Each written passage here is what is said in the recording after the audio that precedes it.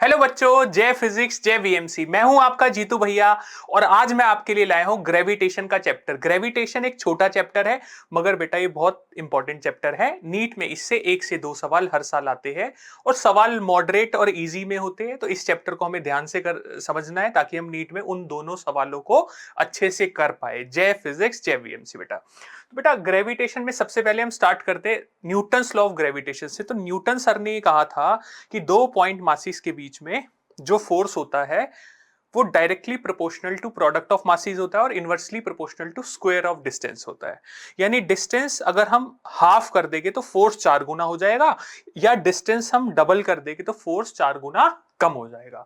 ठीक है बेटा, तो हम इसको जब प्रोपोर्शनैलिटी का रिलेशन लिखते हैं तो हमारे पास एक कांस्टेंट आता है जिस कांस्टेंट को हम लोग बोलते हैं यूनिवर्सल ग्रेविटेशनल कांस्टेंट। इसकी वैल्यू बेटा पूरे यूनिवर्स में कांस्टेंट होती है और होती है अप्रोक्सीमेटली 6.67 इंटू 10⁻⁻11 और यूनिट होगी बेटा इसकी न्यूटन मीटर स्क्वायर किलोग्राम-2 या पर किलोग्राम स्क्वायर। ठीक है बेटा।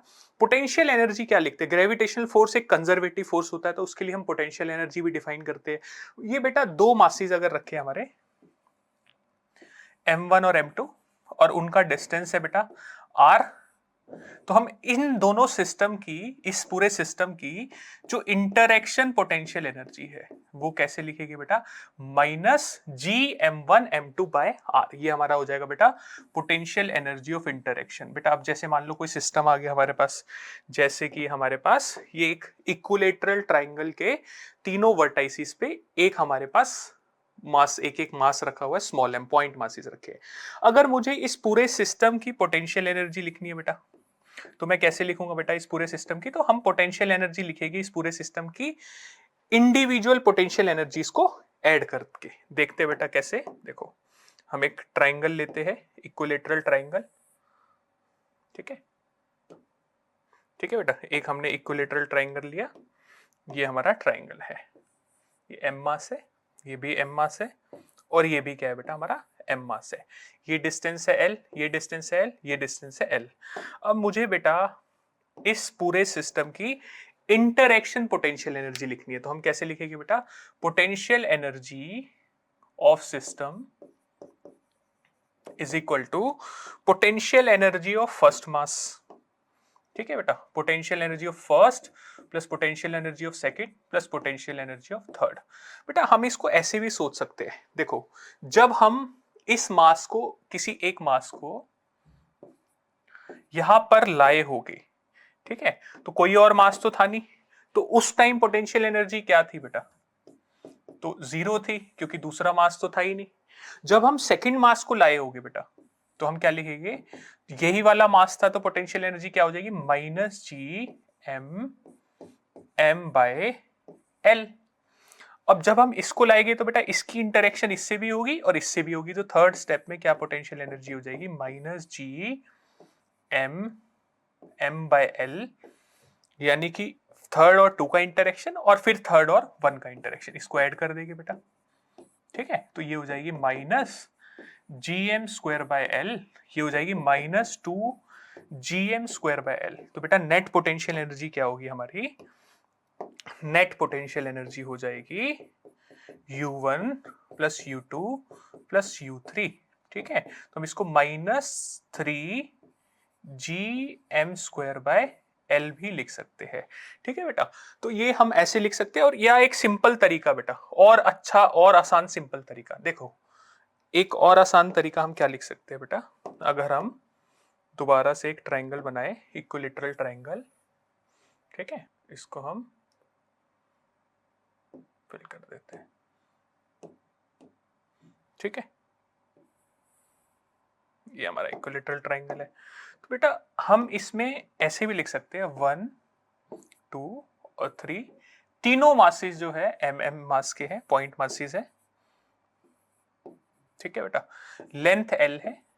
हम पेयर्स भी काउंट कर सकते हैं बेटा, कितने पेयर है? देखो बेटा 1 2 और 3, 1 और 3 का एक पेयर हो गया। ठीक है बेटा, 1 और 3 का पेयर हो गया, 1 2 का एक पेयर हो गया, ठीक है, और 2 3 का। तो बेटा 3 पेयर है और सिमेट्रिकल होने की वजह से तो हम लिख सकते हैं पोटेंशियल एनर्जी नेट से होगी हर पेयर की एनर्जी काउंट कर लेंगे हम लोग और 3 टाइम्स हो जाएगी, हर पेयर की एनर्जी इतनी है, तो बेटा इस तरीके से भी लिख सकते हैं। बट हमें ध्यान रखना है बेटा डिस्टेंसेस का। अगर इसी क्वेश्चन में हम लोग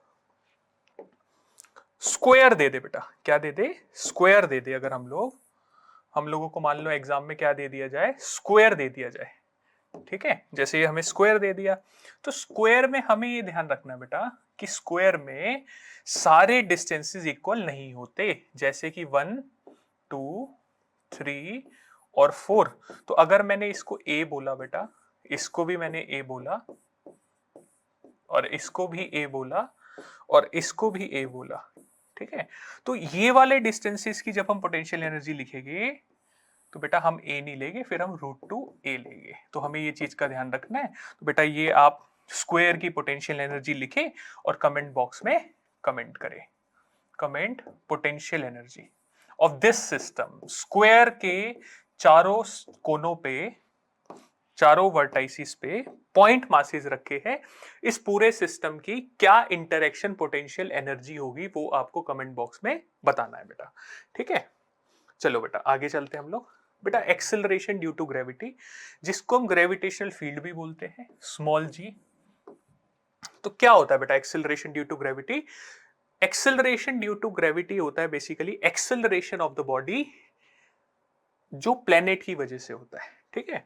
अब जैसे मान लो बेटा कोई बॉडी जो है अर्थ की सरफेस के पास है या किसी प्लेनेट की सरफेस के पास है, जिसका मास दिया हुआ है m और रेडियस दी है r। ये अर्थ भी हो सकती है, कोई प्लेनेट भी हो सकता है। तो बेटा एक्सेलरेशन ड्यू टू ग्रेविटी हम लिखते हैं g/r²। अब बेटा g को हम डेंसिटी की टर्म्स में लिखे, तो डेंसिटी की टर्म्स में हम इसको इस तरीके से लिखते हैं। कैसे लिखेंगे एक बार देख लेते हैं। स्मॉल g हो जाएगा बेटा हमारा gm/r²। अब बेटा अगर हम स्फेरिकल प्लेनेट माने, क्या माने, स्फेरिकल, तो बेटा मास क्या होगा उसका, मास of the planet is density into volume. अगर स्फेरिकल एज्यूम कर रहे हैं हम लोग तो 4/3 पाई r³, ठीक है। तो अब अगर हम इसको पुट करें बेटा, g मास की जगह रो 4/3 पाई r³/r², ठीक है। अब बेटा अगर हम लिखे इसमें, कुछ कुछ कटेगा, काट देते हैं कटने वाली चीज को बेटा, तो आंसर आएगा 4/3 पाई रो कैपिटल जी। तो जी का रिलेशन है बेटा ये किस किस टर्म्स में है, in terms of, here there should be r, in terms of relationship between r and rho, ठीक है बेटा। आर क्या है, आर है हमारी रेडियस ऑफ द प्लेनेट, और बेटा ये रो क्या है, मीन डेंसिटी ऑफ प्लेनेट, ठीक है। मीन डेंसिटी हम मान के चलते हैं बेटा कि प्लेनेट जो है वो यूनिफॉर्मली उसमें सारा मास डिस्ट्रीब्यूटेड है, तो हर जगह डेंसिटी सेम है, ठीक है। क्वेश्चन में कई बार हमें मीन डेंसिटी दिया होता है, ठीक है, ध्यान रखिएगा बेटा इस चीज को। तो बेटा ये फॉर्मूला ध्यान रखना है। अब जैसे जैसे हम हाइट पे जाते हैं, जैसे हम हाइट पे जाते हैं हमारी जी की वैल्यू कम होती है, और डेप्थ में जाने पे भी जी की वैल्यू कम होती है बेटा। जी की वैल्यू डेप्थ में चेंज होती है बेटा, g at the surface 1 minus bracket 1 minus d/r, where d is the depth, ठीक है बेटा। अब जी की वैल्यू हाइट पे क्या होती है बेटा, जी की वैल्यू होती है हाइट पे g/r², जी यानी सरफेस पे जी की वैल्यू, r² अपॉन r+h का होल स्क्वायर, ये ध्यान रखना हमें। अब इसमें एक चीज और देखते हैं बेटा, इफ ये हाइट वाला केस है बेटा, कौन सा केस है, हाइट वाला, ठीक है। If h is very very less than r, देखो बेटा अगर h r के कंपैरिजन में हो, ठीक है, h r के कंपैरिजन में हो, तो फिर हम ये फॉर्मूला यूज करेंगे, कौन से वाला, g at any height h is equal to g r² upon r+h का होल स्क्वायर, ठीक है बेटा, ये फॉर्मूला यूज करेंगे। अगर बेटा कंपेरेबल है, सॉरी अगर छोटा है, बहुत ज्यादा छोटा है, तो हम बेटा बाइनोमियल एक्सपेंशन से एक फॉर्मूला डिराइव करते हैं जो आप सबने पढ़ा हुआ है, g at some height h is g 1 minus 2h/r। ये बेटा फॉर्मूला तभी एप्लीकेबल है जब h जो है r से बहुत कम है। अब कितना कम बेटा, फॉर एग्जाम्पल अर्थ के लिए अर्थ के लिए आर होता है, आर ई 6400 किलोमीटर होता है अप्रोक्सीमेटली। ठीक है, अर्थ के लिए 6400 किलोमीटर होता है।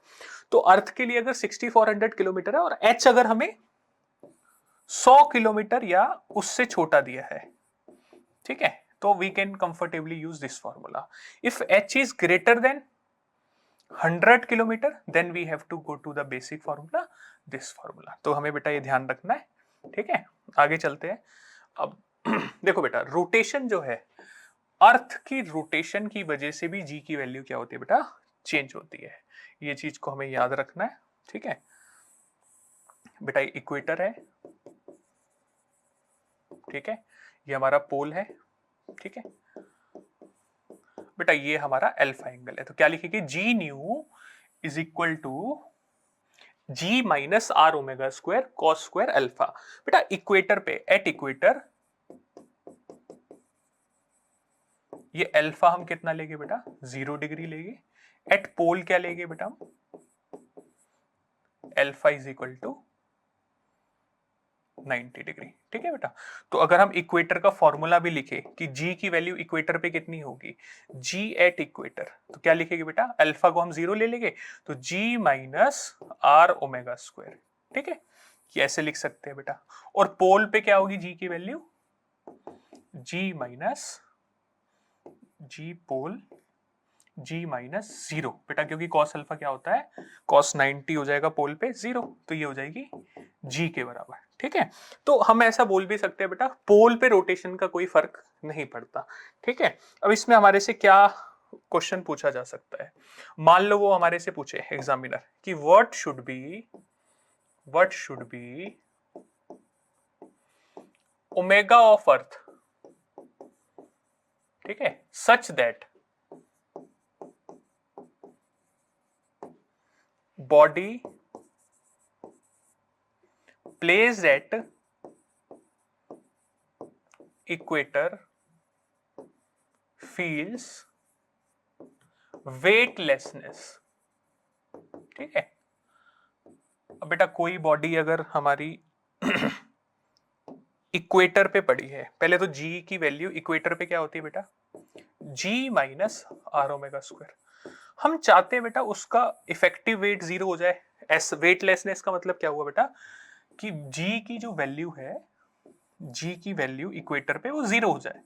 ठीक है, अब ये शब्द बोल सकता है वो, वेटलेसनेस बोल देगा या बोलेगा effective value of G will become 0, है ना, सही है बेटा। या बोल सकते हैं ग्रेविटेशनल फोर्स उस पर नेट 0 हो जाए, तो बेटा इसको 0 पुट करेंगे, g minus r omega square. ठीक है, तो g should be equal to r omega square, हमारे पास आ जाएगा बेटा omega is equal to root of g by are, ये हमारा आंसर है बेटा। ठीक है, और टाइम पीरियड अगर हमें पूछे तो टाइम पीरियड कैसे निकालेंगे बेटा, तो time period of rotation 2 pi by omega. तो जो भी सवाल हमारे से पूछे बेटा हम उसको बता सकते हैं, हमें कॉन्सेप्ट के बारे में पूरी जानकारी होनी चाहिए। आगे चलते हैं बेटा, देखो ऑर्बिटल वेलोसिटी क्या होती है बेटा जब भी कोई सैटेलाइट किसी प्लेनेट के अराउंड घूमती है तो ऑर्बिट करना कहते हैं उसको बेटा, तो उसकी जो वेलोसिटी होती है उसे हम ऑर्बिटल वेलोसिटी लेते हैं। तो बेटा हम ऑर्बिटल वेलोसिटी निकालते हैं, इसमें हम एक चीज एज्यूम करते हैं कि जो हमारी ऑर्बिट है वो कैसी है, ऑर्बिट हमारी सर्कुलर है। ठीक है, सर्कुलर ऑर्बिट है, सर्कल है। ठीक है, उसका जो पाथ है वो सर्कुलर है सैटेलाइट का। बेटा अब ये सैटेलाइट है हमारी, इसका मास है m। ठीक है, अब कोई भी पार्टिकल अगर सर्कुलर पाथ में घूमे तो कोई ना कोई फोर्स तो उसको सेंट्रीपिटल प्रोवाइड कराएगा। तो बेटा यहाँ पे जो अट्रैक्शन फोर्स होता है प्लेनेट और सैटेलाइट के बीच में, जिसको हम ग्रेविटेशनल फोर्स ऑफ अट्रैक्शन बोलते हैं, वो क्या प्रोवाइड कराता है हमें, वो रिक्वायर्ड सेंट्रीपिटल फोर्स प्रोवाइड कराता है। तो हम क्या बोलेंगे बेटा, gravitational force is providing us the required centripetal force. तो हमने क्या लिखा, हमने लिखा कि G M M by are square, M is mass of the planet, R बेटा क्या है, सेंटर ऑफ प्लेनेट से लेके सैटेलाइट जिस ऑर्बिट में है उसका डिस्टेंस है। ठीक है, तो मान लो एच हाइट पे है सैटेलाइट हमारी, तो बेटा हमारा स्मॉल आर क्या होगा, radius of planet plus height of the satellite from the surface of planet. ये चीज हमें ध्यान रखनी है बेटा। ठीक है तो हम लिखेंगे बेटा जी capital M small M by are square is equal to centripetal force m we square by are. ठीक है, vo और हमने ऑर्बिटल स्पीड बोली, तो यहाँ पे gravitational force is acting as centripetal force, okay, और gravitational force is providing the required centripetal force. तो बेटा ऑर्बिटल स्पीड हमारी आ जाएगी root of GM by are, ये हमारे पास क्या आ गई ऑर्बिटल स्पीड। तो बेटा इसको ऐसे भी लिख सकते हैं, vo is root of gm by r plus h, ठीक है, ये हमारी ऑर्बिटल स्पीड आ गई है। ठीक है बेटा, अब ये हमारी ऑर्बिटल स्पीड है। तो एक चीज हमें ध्यान रखनी है बेटा कि सैटेलाइट का मास पे ये ऑर्बिटल स्पीड डिपेंड नहीं करी, कहीं भी फॉर्मूले में हमारे पास सैटेलाइट का मास नहीं है, ठीक है। तो इसका मतलब अगर हम एक पेंसिल को छोड़े किसी ऑर्बिट में, एक 300-400 किलो की सैटेलाइट को या एक कई टन की सैटेलाइट, तो सबकी ऑर्बिटल स्पीड उस पर्टिकुलर ऑर्बिट में क्या होगी, सेम होगी, ये ध्यान रखना बेटा। तो अगर मान लेते हैं कि ऑर्बिट जो है वो बहुत पास है अर्थ के, ठीक है, तो हम बोलेंगे कि भाई अगर बहुत पास है अर्थ के, हाइट बहुत कम है, if h is very very less than r, we can say that r equal to capital R, ठीक है। इस केस में ऑर्बिटल स्पीड क्या हो जाएगी बेटा, इस केस में ऑर्बिटल स्पीड हो जाएगी root GM by capital R, ये हमारी ऑर्बिटल स्पीड है। अब ये हमारी ऑर्बिटल स्पीड होगी, तो बेटा orbital speed near the surface of earth approximately होती है 8 किलोमीटर पर सेकेंड। कितनी होती है, 8 किलोमीटर पर सेकेंड, हमें ये चीज का ध्यान रखना बेटा, ठीक है। आगे चलते हैं बेटा, काइनेटिक एनर्जी क्या होगी सैटेलाइट की, देखो सैटेलाइट की एनर्जी कौन कौन सी हम काउंट करेंगे, एक बेटा काइनेटिक एनर्जी, ठीक है, एक पोटेंशियल एनर्जी और एक टोटल एनर्जी। बेटा काइनेटिक एनर्जी कैसे निकालेंगे, हाफ mv स्क्वायर, ठीक है। काइनेटिक एनर्जी क्या होगी, half mass of the satellite vo का स्क्वायर। पोटेंशियल एनर्जी क्या होगी बेटा, minus G capital M small M by R. और टोटल एनर्जी क्या लिखेंगे बेटा, kinetic energy plus potential energy. तो बेटा जब हम फाइंड करते हैं तो काइनेटिक एनर्जी क्या आएगी, G capital M small M by 2r। Potential energy क्या होगी, minus G capital M small M by 2r, ठीक है, minus G capital M small M by R. Total energy क्या होगी बेटा, दोनों का सम, तो टोटल एनर्जी हो जाएगी minus G capital M small M by 2r। इस चीज का हमें ध्यान रखना है बेटा, ठीक है।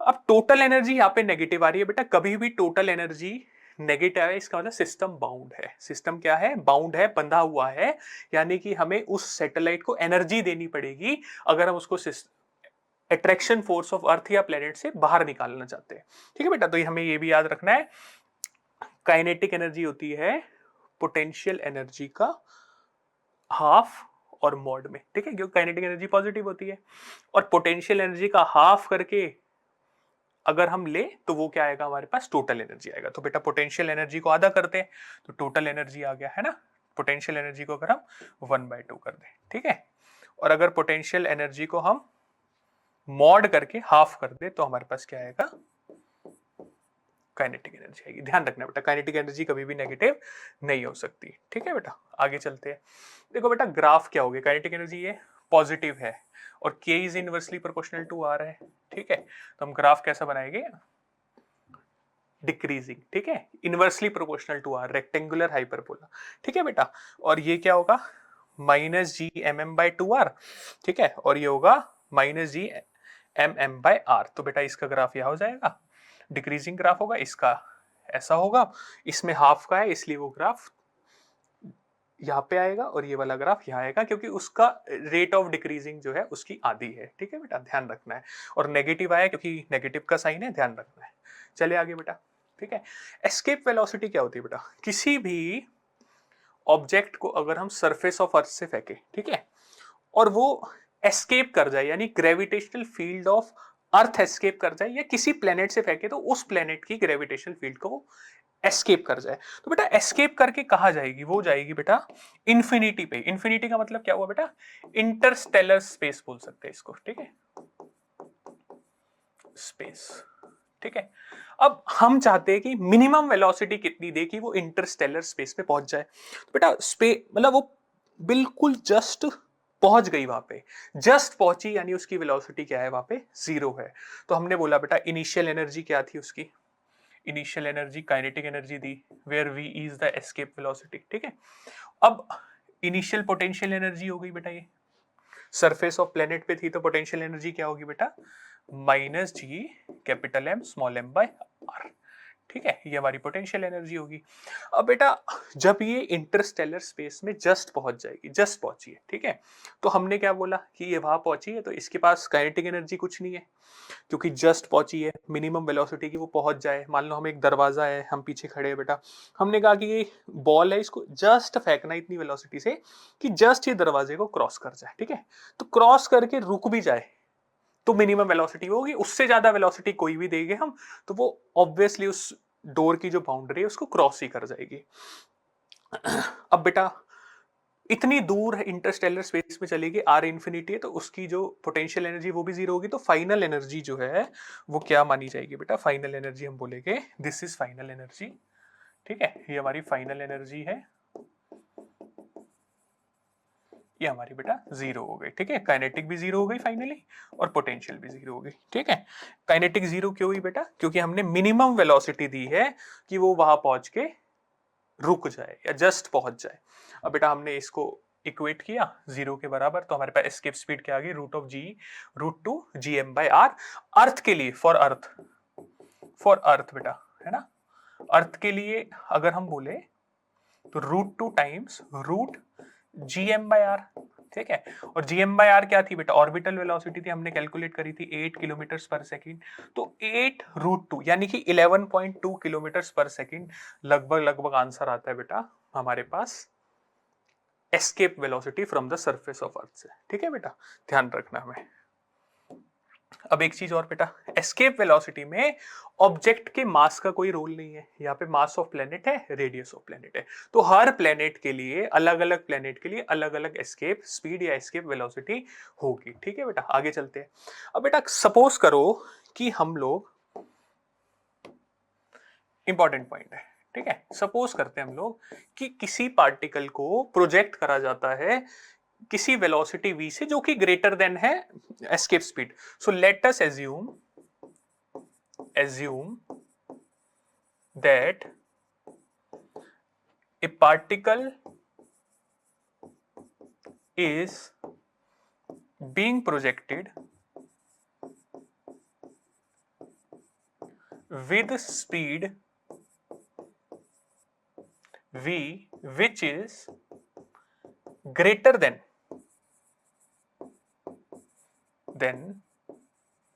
the escape speed, ठीक है।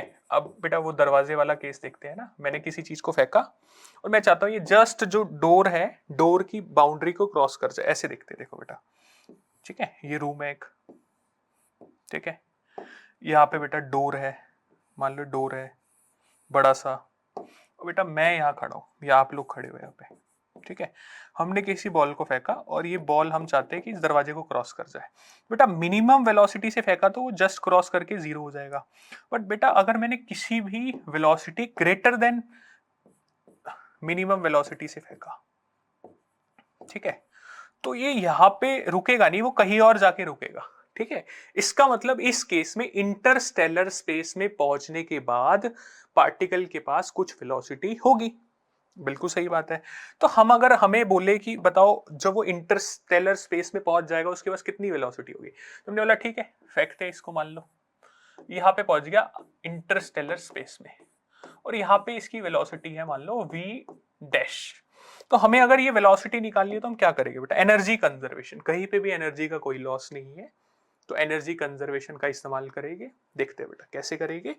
तो kinetic energy initial plus potential energy initial is equal to kinetic energy final plus potential energy final, ठीक है बेटा, तो ये इनिशियल काइनेटिक एनर्जी क्या है बेटा, half M we square, initial potential energy क्या है बेटा, minus G M M by are.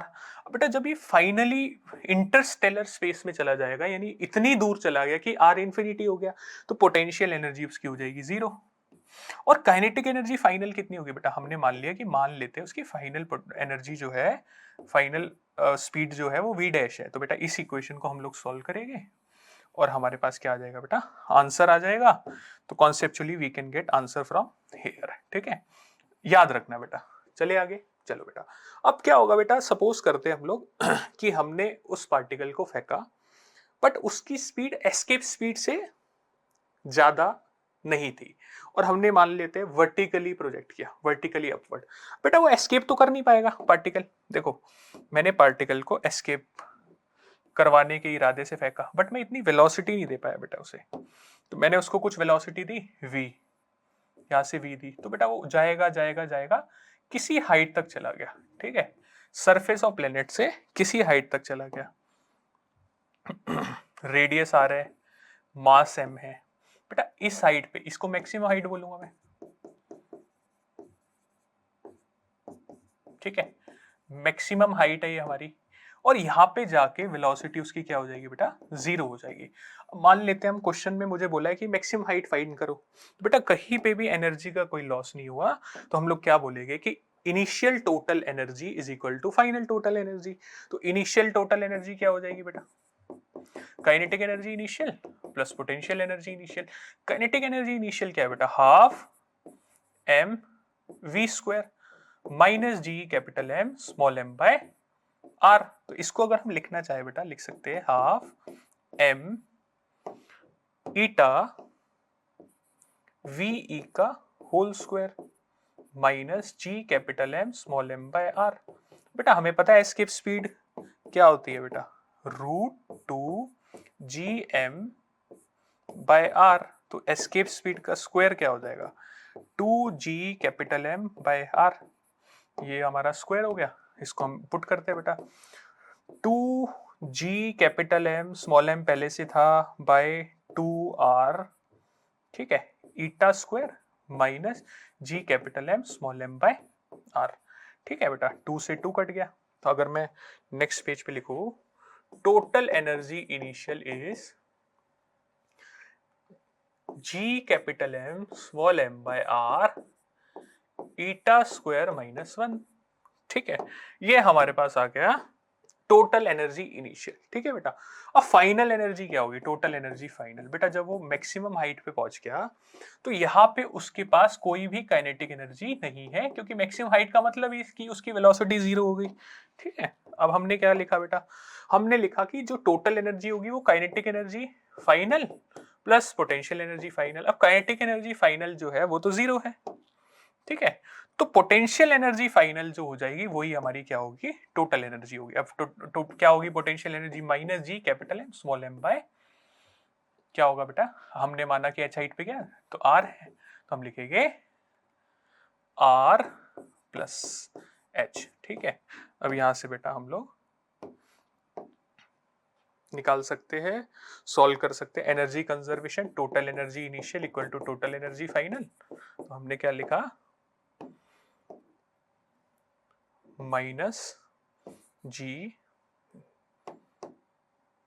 ये हमारे पास है जी एम एम, इधर से लिख लेते, सॉरी बेटा, G M M by R eta square minus 1 is equal to minus G capital M small m by R plus H. बेटा जो हमारा कट रहा है उसको काट देते हैं, ठीक है, देखते हैं, जी एम एम कट गया, ठीक है, और यहां से 1 minus eta square is equal to R by R plus H. ठीक है, ये हमारे पास बेटा ईटा स्क्वायर भी आ जाएगा, या जो भी हम सॉल्व करना चाहते हैं निकाल सकते हैं यहाँ से बेटा। तो यहाँ से अगर मैं सॉल्व करूँ इसको, तो ईटा स्क्वायर आ जाएगा हमारे पास 1 minus R upon R plus H. ठीक है बेटा, तो माइनस कट गया, H by R plus H, ठीक है, दिस इज ईटा स्क्वायर। तो ऐसे अगर हमारे पास कोई क्वेश्चन आता है बेटा, तो इसको डायरेक्टली यूज भी कर सकते हैं, बट हमें कॉन्सेप्ट भी जरूर समझना है। आगे चलते हैं बेटा, ठीक है, अब बेटा हम लोग पढ़ते हैं केपलर्स लॉ। ठीक है, केपलर्स लॉ, ठीक है बेटा, तो केपलर सर थे, उन्होंने 3 लॉ दिए थे बेटा। ठीक है, जो इनका पहला लॉ कहलाता है उसे बोलते हैं लॉ ऑफ ऑर्बिट्स। ठीक है, दूसरा लॉ जो कहलाता है सर का, उसे बोलते हैं बेटा लॉ ऑफ एरिया। ठीक है, और तीसरा लॉ जो कहलाता है सर का, उसे हम बोलते हैं लॉ ऑफ पीरियड। ठीक है बेटा, हम लोग करते हैं, तीनों लॉस को समझते हैं अच्छे से। पहला लॉ क्या बोलता है बेटा, लॉ ऑफ ऑर्बिट्स। ठीक है, ये लॉ बोलता है बेटा कि देखो हम लोग बनाते हैं एक एलिप्स,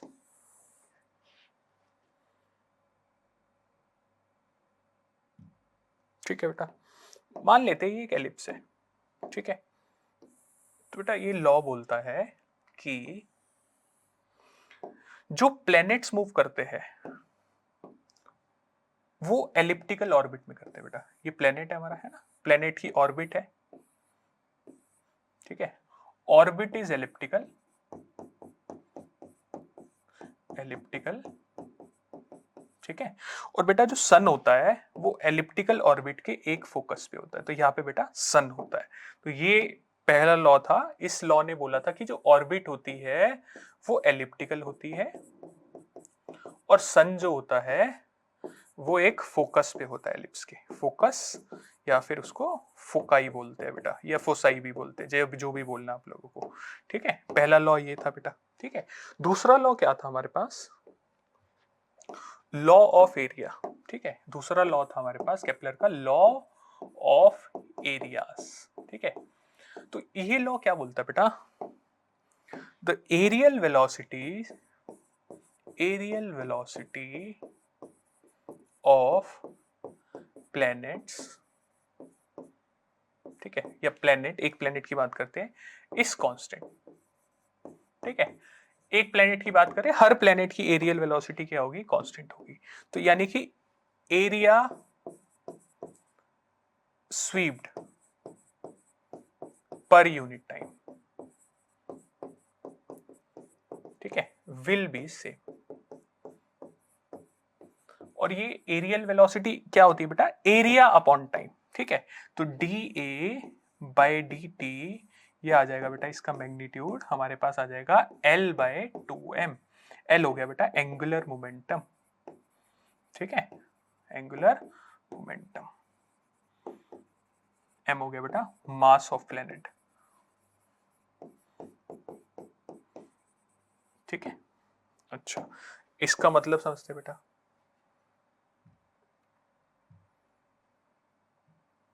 देखो बेटा, सन हमें पता है कहाँ है, सन यहाँ है बेटा, ठीक है, सन यहाँ है। अगर कोई प्लेनेट, मान लेते हैं हम लोग बेटा, प्लेनेट यहां से यहां जा रहा है, ठीक है, और यहां से यहां जा रहा है, ठीक है बेटा। तो अगर प्लेनेट को ए से बी जाने में और सी से डी जाने में,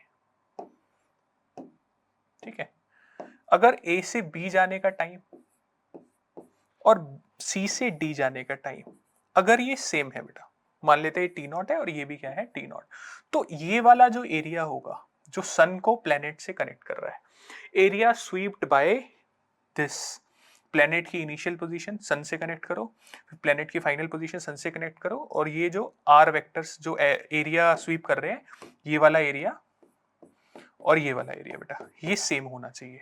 तो एरियल वेलोसिटी सेम है, तो a1 bye t1 equal to a2 bye t2। तो अगर t1 बराबर t2 है तो बेटा ये पक्का होगा कि a1 बराबर a2 होगा ही होगा, ठीक है बेटा।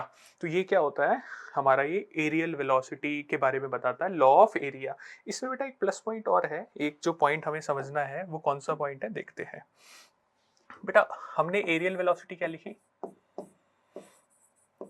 L बाय 2m, ठीक है। अगर मैं एलिप्टिकल ऑर्बिट बनाऊं, देखते हैं बेटा, एक मैंने एलिप्टिकल ऑर्बिट बनाई, ठीक है,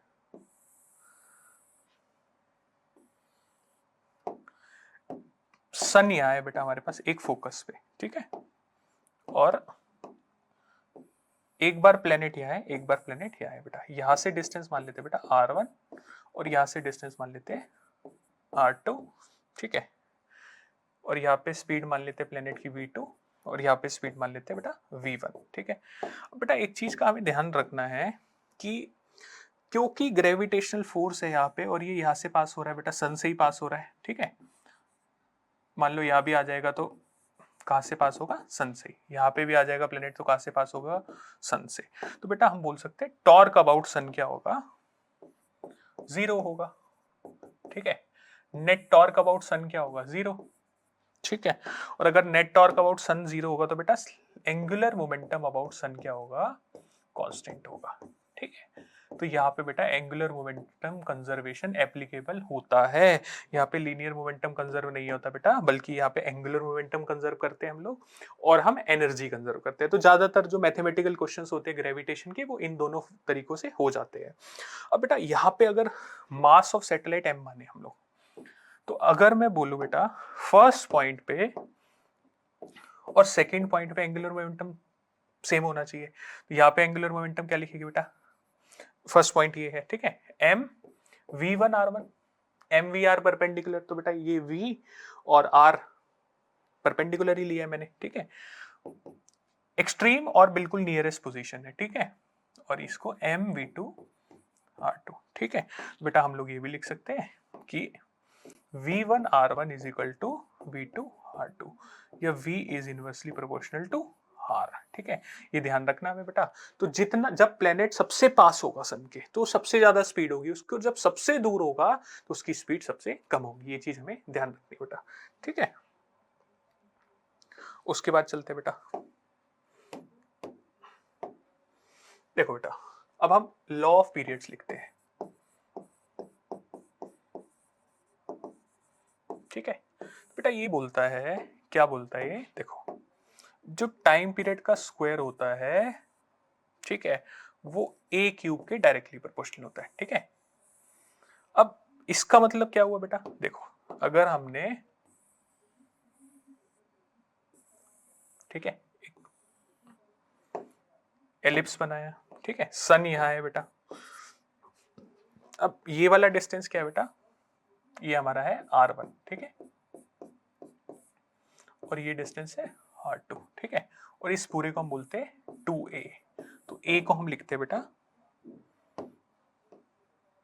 a को हम लिखते हैं r1 प्लस r2 बाय 2 का बाय 2 बस, ठीक है। तो अगर हम इसको यहां पुट करेंगे तो square of time period is directly proportional to mean distance, ठीक है, मीन डिस्टेंस यानी r1 plus r2 from the सन का क्यूब, ठीक है, इसको लॉ ऑफ पीरियड बोलते हैं। अब इसको सैटेलाइट में भी लगा सकते हैं बेटा, सैटेलाइट में देखते हैं क्या हम सैटेलाइट में लगा पाएंगे इसको, देखो time period of A satellite, ठीक है, ऑफ ए सैटेलाइट, ठीक है। अब सैटेलाइट का टाइम पीरियड क्या होगा बेटा, देखते हैं हम लोग, ठीक है। बेटा सैटेलाइट जो सर्कुलर ऑर्बिट में घूम रही थी उसकी रेडियस हमने r ली थी, ठीक है, और हमने ऑर्बिटल स्पीड सैटेलाइट की निकाली थी vo, कितनी थी orbital speed, vo is equal to root of gm/r।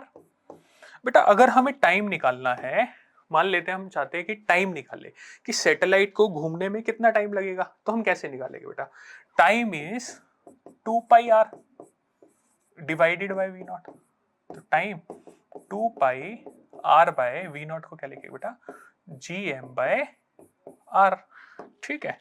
अब हम क्या लिखेंगे इसको, t is equal to 2 pi root of gm और r पावर 3/2, ठीक है, ये हमारे पास टाइम आ गया। तो इसको बेटा नेक्स्ट पेज पे लिखते हैं एक बार, तो टाइम पीरियड ऑफ सैटेलाइट क्या हो जाएगा, टाइम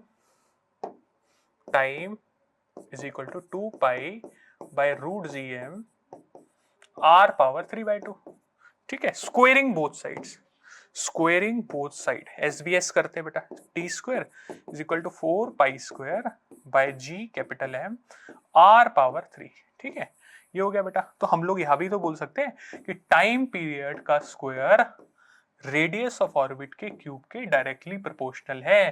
ध्यान रखना बेटा ये हमने किसके लिए डिराइव किया है, सर्कुलर ऑर्बिट के लिए, ठीक है। और अगर हमारे पास एलिप्टिकल ऑर्बिट होगी, फॉर एलिप्टिकल ऑर्बिट हम लोग क्या करेंगे बेटा, r को a ले लेंगे, ठीक है। a क्या होता है बेटा, देखो a हो जाता है हमारा, देखो इसे बोलते हैं बेटा मेजर एक्सिस, तो सेमी मेजर एक्सिस, ये पूरा 2a का होता है तो सेमी मेजर एक्सिस की लेंथ, ठीक है, या फिर हम ऐसे बोलते हैं एवरेज डिस्टेंस फ्रॉम सन, ठीक है। तो जैसा जो क्वेश्चन में दिया हो हम उसको यूज कर लेंगे, ठीक है। और हम एक चीज और लिखते हैं बेटा, टी स्क्वायर हमें पता लग गया, आर क्यूब के डायरेक्टली प्रोपोर्शनल है, तो हम लिखते हैं T1 square by T2 square is equal to R1 cube by R2 cube. इस पे भी बेटा बहुत सारे क्वेश्चंस आते हैं तो हमें ध्यान रखने हैं, ठीक है। चलो आगे चलते हैं बेटा, ठीक है। अब बेटा ग्रेविटेशनल पोटेंशियल, ग्रेविटेशनल पोटेंशियल का क्या फॉर्मूला होता है बेटा, V equal to minus G M by are, ठीक है। अगर हमें पोटेंशियल एनर्जी निकालनी है तो बेटा हम क्या करेंगे, हम मास को मल्टीप्लाई कर देंगे बेटा, ठीक है, ग्रेविटेशनल पोटेंशियल पे। तो किसी पॉइंट पी पे gravitational potential energy is equal to mass into gravitational potential, ठीक है। जैसे बेटा हम लोग एक मास ले लेते हैं हम लोग, ठीक है, एक रिंग ले लेते हैं, ऐसा करते हैं, ठीक है। रिंग का मास है m, रेडियस है r। तो अगर हम सेंटर पे, ठीक है, हम चाहते हैं ग्रेविटेशनल पोटेंशियल लिखना, तो बेटा ये मास यूनिफॉर्मली डिस्ट्रीब्यूटेड हो चाहे नॉन यूनिफॉर्मली डिस्ट्रीब्यूटेड हो, तो बेटा हम क्या बोलेंगे, हर छोटा एलिमेंट इससे इक्विडिस्टेंट है, ठीक है, हर छोटा एलिमेंट इससे इक्विडिस्टेंट है, ठीक है ना। तो बेटा हम लोग क्या बोल सकते हैं, क्योंकि स्केलर क्वांटिटी है पोटेंशियल, हम लोग सीधे सीधे पोटेंशियल सेंटर पे लिख सकते हैं minus G M by capital R. अब अगर ये रॉड होती तो हमें इंटीग्रेशन करना पड़ता, बट एक सिंपल केस लिए हमने। और अगर पोटेंशियल एनर्जी लिखे, यहाँ पे कोई मास पड़ा हो बेटा, उसकी हमें पोटेंशियल एनर्जी लिखनी है, छोटा एम पड़ा हो, तो हम क्या लिखेंगे बेटा, सिंपली हम लिख सकते हैं potential energy of small mass M is mass उसका इंटू वीसी। तो क्या हो जाएगा बेटा, minus G capital M small M by are, ठीक है बेटा, ये लिख सकते हैं। तो पोटेंशियल हम अगर लिख ले तो पोटेंशियल एनर्जी निकालनी भी हमारे लिए आसान हो जाती है, ठीक है बेटा। और स्फेरिकल शेल का जो केस है वो बड़ा फेमस केस होता है बेटा, बहुत ज्यादा पूछा जाता है। देखो बेटा पहले हम फील्ड की बात करते हैं, कौन सी फील्ड है ये, यहाँ पे ई का मतलब हो गया ग्रेविटेशनल फील्ड, नल फील्ड, ठीक है, ग्रेविटेशनल फील्ड। देखो बेटा gravitational field inside a shell, किसी भी शेल के अंदर जो ग्रेविटेशनल फील्ड होती है वो जीरो होती है। और सरफेस पे क्या होती है बेटा, सरफेस पे होती है G M by are square, और बाहर होती है बेटा G M by small R square, यानी कोई डिस्टेंस आर पे, ठीक है। सरफेस पे तो आर डिस्टेंस होता है, अंदर जीरो होती है। अंदर जीरो होने की वजह से, जैसे हम इलेक्ट्रोस्टैटिक शील्डिंग का कॉन्सेप्ट था, यहाँ पे ग्रेविटेशनल शील्डिंग का एक कॉन्सेप्ट होता है बेटा। अगर हम ग्राफ बनाए तो माइनस क्यों है, क्योंकि बेटा अट्रैक्टिव फोर्स होता है, इसलिए ग्राफ नेगेटिव की तरफ होगा। यहाँ पे अगर हमने कोई मास रखा है तो फील्ड की डायरेक्शन इस तरफ होगी। तो बेटा यहां से r इक्वल टू जीरो से r इक्वल टू आर तक जीरो, फिर उसके बाद बेटा inversely proportional to R square से डिक्रीज करेगा ग्राफ। और बेटा पोटेंशियल क्या होता है, अंदर इलेक्ट्रोस्टैटिक जैसे ही है बेटा, अंदर जो है हमारा पोटेंशियल कांस्टेंट होता है। फील्ड जीरो है, पोटेंशियल क्या होगा बेटा, कांस्टेंट होगा। इनसाइड जो हमारा पोटेंशियल है वो क्या होगा बेटा, minus G M by are, ठीक है। सरफेस पे जो वैल्यू होगी पोटेंशियल की वही अंदर होगी। और बाहर पोटेंशियल क्या होगा बेटा, बाहर ऐसे होगा जैसे कि हमने सेंटर पे, शेल के सेंटर पे एक मास रख दिया, उसका जो पोटेंशियल होता है वैसे ही हम उसको लेंगे, ठीक है। तो बेटा क्या हो गया, अंदर से लेके सरफेस तक कांस्टेंट, फिर इनवर्सली प्रोपोर्शनल टू आर, ठीक है बेटा, ये ध्यान रखना है। This graph is inversely proportional to R square and this graph is inversely proportional to R, ये दोनों चीज का ध्यान रखना बेटा। अब आते हैं हम सॉलिड पे, ठीक है। हमें याद कैसे करना है बेटा, एक मैं आपको एग्जांपल देता हूँ, एक सोचने का तरीका बताता हूँ। देखो बेटा एक तरबूज है हमारे पास, स्फेरिकल तरबूज है, वो खाली है, तो हमें देख के तो पता नहीं लगेगा कि ये खाली है या भरा हुआ है, ठीक है। तो बाहर वाले पॉइंट के लिए और सरफेस वाले पॉइंट के लिए सब सेम होगा, फर्क आएगा अंदर। जब हम उसको काटेंगे तो हम देखेंगे यार ये तो खाली है, ठीक है। तो अगर हम सॉलिड की बात करें तो सॉलिड में सरफेस के लिए, बाहर के लिए पोटेंशियल और फील्ड बिल्कुल सेम है बेटा, सब कुछ सेम है, यहां से यहां तक का ग्राफ भी सेम है बाहर वाले पॉइंट के लिए, ठीक है, मगर अंदर चेंज हो जाएगा बेटा। तो यहाँ पे फील्ड हो जाएगी हमारी G M R by R cube, ठीक है बेटा। तो यहाँ पे जो फील्ड होती है वो डायरेक्टली प्रोपोर्शनल होती है, उसके बाद सब वैसे ही है, ठीक है। इसमें बेटा ये फॉर्मूला बड़ा इंपॉर्टेंट है, ध्यान रखना, minus G M by two R cube three R square minus R square. इसमें एक चीज ध्यान रखनी है बेटा, सॉलिड स्फीयर के सेंटर पे, एट सेंटर, ठीक है, सेंटर पे क्या लिखेंगे बेटा हम लोग, सेंटर पे आर हो जाएगा जीरो, तो हमारे पास पोटेंशियल एट सेंटर आ जाएगा सॉलिड स्फीयर के minus three by two G M by R. तो ये ध्यान रखना हमें। तो सेंटर पे जो पोटेंशियल होता है बेटा सरफेस का 3/2 टाइम्स होता है, तो माइनस 3/2 Gm/r।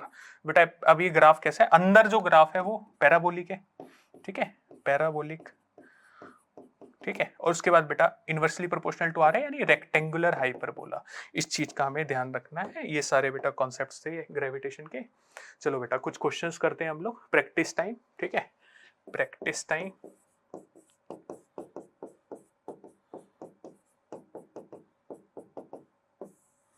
चलो बेटा कुछ क्वेश्चंस प्रैक्टिस करते हैं हम लोग।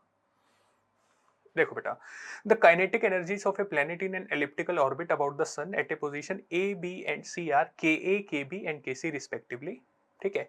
ए C is the major axis, ठीक है, and S P is perpendicular to A C at the position of sun, ठीक है, शोन इन द फिगर। अब बेटा हमें बोल रहा है कहाँ पे काइनेटिक एनर्जी ज्यादा होगी। बेटा हमने देखा था कि V is inversely proportional to R है ना। तो जहां पे हमारा डिस्टेंस कम होगा वहां पे स्पीड ज्यादा होगी, ठीक है। इस चीज का हमें ध्यान रखना है। ऐसे सोच सकते हैं या फिर हम ऐसे सोच सकते हैं बेटा, पोटेंशियल एनर्जी क्या होती है, -G(M)(m) है ना। पोटेंशियल एनर्जी ये होती है, टोटल एनर्जी कांस्टेंट होती है, ठीक है। और वहां से हम काइनेटिक एनर्जी निकाल सकते हैं। तो काइनेटिक प्लस पोटेंशियल, तो काइनेटिक क्या होगी बेटा, टोटल एनर्जी प्लस ये आ जाएगी G(M)(m)r, ठीक है बेटा। जिसका डिस्टेंस कम होगा, ठीक है, जिसका डिस्टेंस कम होगा वहां पे काइनेटिक एनर्जी ज्यादा होगी। बेटा डिस्टेंस सबसे कम किसका है, ए का, उससे ज्यादा किसका, बी का, फिर सबसे ज्यादा किसका, सी का। तो काइनेटिक एनर्जी ए सबसे ज्यादा होगी ए पे, फिर बी पे होगी, फिर बेटा सी पे होगी। आगे चलते हैं बेटा। A planet moving along an elliptical orbit is closest to the sun at a distance r1, okay, r1 पे क्या है बेटा, closest है, ठीक है। एंड farthest, r2 पे क्या है, farthest है, farthest, ठीक है। If v1 and v2 are the linear velocity at these point, तो बेटा हमें पता है v is inversely proportional to r, हमने ये करा भी था, ठीक है, v is inversely proportional to r। तो हम क्या बोलेंगे, v1 by v2 is equal to r2 by r1। तो ये हमारा आंसर होना चाहिए बेटा। क्या ऑप्शन में दिया है, बिल्कुल दिया होगा, ठीक है बेटा। चलिए आगे चलते हैं। The figure shows elliptical orbit of a planet M about the sun. The shaded area SCD, ठीक है, is twice SCD का जो एरिया है SCD, ठीक है, ये एरिया ट्वाइस है SAB का, ओके। देखते हैं बेटा, तो मैं लिख लेता हूं बेटा, area of SCD is 2 times area of SAB, ठीक है। ये हमारे पास आ गया एरिया। अब ये क्या कह रहा है, if T1 is time for planet to move from C to D, C से D तक जाने में, ठीक है, C से D तक जाने में प्लेनेट को जो टाइम लगा है वो कितना दिया हमें, C टू D T1 दिया है, ठीक है। T1 C टू D का टाइम है, ठीक है। और क्या दिया बेटा हमें, T2 जो टाइम दिया A से B तक का टाइम दिया है। इसे T2 बोला है और इसे हमें T1 बोला है, ओके, वेरी गुड, ठीक है। हमें पता है बेटा एरियल वेलोसिटी क्या होगी, सेम होगी, बोले कि area covered from C D by time C D is equal to area covered from A B by time A B, okay. अब हमें पता है बेटा सी डी वाला एरिया जो है यही होगा बेसिकली, ये 2 times area of A B है, ठीक है। एस ए बी लिखे या ए बी लिखे बेटा बात एक है, ठीक है। और ये हमारा सी डी दिया है T1 और ये दिया बेटा T2, तो ये कट जाएगा बेटा। तो हम लोग क्या लिखेंगे, T2 to T2 is equal to T1। तो ये हमारा आंसर है बेटा। कौन सा आंसर होगा हमारे पास, आंसर हो जाएगा 2T2 is equal to T1, B answer है बेटा। आगे चलते, time period of a revolution of planet A around the sun is 8 times that of B, okay. Time period planet A का जो टाइम है, ए का टाइम 8 टाइम्स बी के time के बराबर है। तो T A by T B पहले लिख देते हैं बेटा, ठीक है। 8 हो गया हमारे पास। चलो आगे चलते हैं हम लोग। अब क्या बोल रहा है बेटा, the distance of A from the sun is how many times greater than that of B, ठीक है बेटा। हम लिखते हैं लॉ ऑफ पीरियड्स बेटा, ठीक है। T A square by T B square is equal to R A square by R B square, बेटा स्क्वायर नहीं आएगा क्यूब आएगा, ठीक है, ठीक है। R A cube by R B cube. अब बेटा R A by R B हमें ये निकालना है। T A by T B क्या है बेटा? T A by T B is 8, तो 8 का स्क्वायर हो गया ये। तो R A by R B is equal to cube root of 8 into 8। ठीक है, 8 का क्यूब रूट क्या होता है बेटा? 2, 2 इंटू 2। ठीक है, तो हम क्या लिखेंगे? ए का डिस्टेंस है वो 4 टाइम्स है बेटा बी के डिस्टेंस का। ठीक है, तो हमारा आंसर हो जाएगा 4। आगे चलते हैं बेटा। 2 astronauts are floating in gravitational free space having lost contact with their spaceship. Okay बेटा, floating in gravitational free space में मूव कर रहे हैं बेटा, है ना? ठीक है, अब ये रहा बेटा एक एस्ट्रोनॉट, ये रहा। ठीक है, एक ये रहा। ठीक है, अब बेटा ये फ्री स्पेस में मूव कर रहे हैं, दूसरा और कुछ नहीं है यहाँ पे, स्पेसशिप नहीं है। अब क्या होगा बेटा, इसमें इस पे फोर्स लगेगा एफ, ग्रेविटी, और इक्वल एंड अपोजिट रिएक्शन इस पे भी लगेगा बेटा, तो दोनों एक दूसरे की तरफ मूव करना शुरू करेंगे। ठीक है बेटा, ये चीज हमें ध्यान रखनी है। अब हमें एक चीज और ध्यान रखनी है बेटा, इस इंस्टेंट पे मान लेते इसकी वेलोसिटी भी जीरो थी, इसकी वेलोसिटी भी जीरो थी, एक्सटर्नल फोर्स जीरो है। ठीक है, एक्सटर्नल फोर्स जीरो है, इंटरनल ऑपोजिट और इक्वल लग रहा है, तो नेट फोर्स भी जीरो हुआ। तो बेटा acceleration of centre of mass क्या हो जाएगा? वो भी जीरो हो जाएगा। एक्सेलरेशन जीरो है, इनिशियल वेलोसिटी जीरो थी, तो बेटा सेंटर ऑफ मास की फाइनल वेलोसिटी भी क्या होगी बेटा? जीरो होगी। तो सेंटर ऑफ मास किस पे रहेगा बेटा? रेस्ट पे रहेगा। ये भी चीज हमें ध्यान रखनी है। ठीक है, सेंटर ऑफ मास रेस्ट पे रहेगा, तो यानी कि अगर ये कुछ डिस्टेंस चला, ठीक है, और ये भी कुछ डिस्टेंस चला, तो उतना ही ये डिस्टेंस इस तरीके से चलेगा कि दोनों का जो सेंटर ऑफ मास है पहले जहां था वो बाद में भी वहीं पर आए। ठीक है बेटा, इस पे भी एक क्वेश्चन बन सकता है। आगे चलते हैं बेटा हम लोग। ठीक है, Kepler's third law state that square of time period of revolution, yes, square of time period of revolution around the sun is proportional to third power of average distance. ठीक है बेटा, तो बिल्कुल सही बात है, ऐसा केपलर सर ने कहा था। ठीक है, if the masses of sun and m and m respectively, the Newton's law of gravity is given here, the relation between g and k। बेटा देखो, अब ये सर्कुलर ऑर्बिट के लिए हमने निकाला भी था कि क्या होता है बेटा, टी स्क्वायर क्या होता है? 4 pi square by G M R cube. तो हम लोग बेटा के को कंपेयर भी कर सकते हैं, but this is only for circular orbit, ये ध्यान रखना हमें। तो G M K is equal to 4 pi square. हमें ध्यान रखना बेटा, नीट के क्वेश्चंस जो होते हैं वो कुछ इस तरीके से होते हैं, कभी कभी हमें क्वेश्चन को भी समझना पड़ता है कि वो क्या पूछना चाहता है और जो रिलेवेंट थ्योरी हमने पढ़ी है उससे क्या चीज फिट बैठ रही है। ठीक है बेटा, तो हमारे पास आंसर हो जाएगा इसका डी। सही है, आगे चलते हैं बेटा। देखो, dependence of intensity of gravitational field, बेटा ये क्या है? Gravitational field. ठीक है, ग्रेविटेशनल फील्ड। ठीक है, field from centre of earth. बेटा सेंटर ऑफ अर्थ से ग्रेविटेशनल फील्ड कैसे वेरी करती है देखते हैं। बेटा देखो, अंदर क्या होता है? G M R by R cube. ठीक है, इनसाइड। ठीक है, और बाहर क्या होता है बेटा? G M by are square. ठीक है, अब बेटा वेक्टर में देखें तो जो डायरेक्शन होगी वो टुवर्ड सेंटर होगी। ठीक है, नेगेटिव डायरेक्शन, अगर हम इसे पॉजिटिव माने तो नेगेटिव की तरफ। तो बेटा अंदर जो होगा डायरेक्टली प्रोपोर्शनल टू आर होगा, और बाहर जो होगा inversely proportional to R square होगा। तो हमारा जो आंसर आएगा बेटा नेगेटिव में आएगा, तो पहले इसको काट देते हैं, ये पॉजिटिव है, ये भी पॉजिटिव है। ठीक है, स्ट्रेट लाइन ये अंदर आर पे मैक्सिमम, फिर दोबारा से क्या होगा बेटा? डिक्रीज करेगा। ठीक है, नेगेटिव साइन जो मैंने लगाया बेटा आप उसको समझ लेना। चलो आगे चलते हैं बेटा। Two spheres of mass m and capital M are situated in air and the gravitational force between them is F। एक दो पॉइंट, दो स्फीयर्स है बेटा, ठीक है, स्मॉल m और कैपिटल M, इनको हमने बेटा कहीं पे रख दिया, इनके बीच का जो फोर्स है F है। ठीक है, अब क्या कह रहा है ये? The space around the masses is now filled with a liquid of specific gravity 3। अब हमने पूरा लिक्विड भर दिया बेटा, स्पेसिफिक ग्रेविटी जो है 3 का।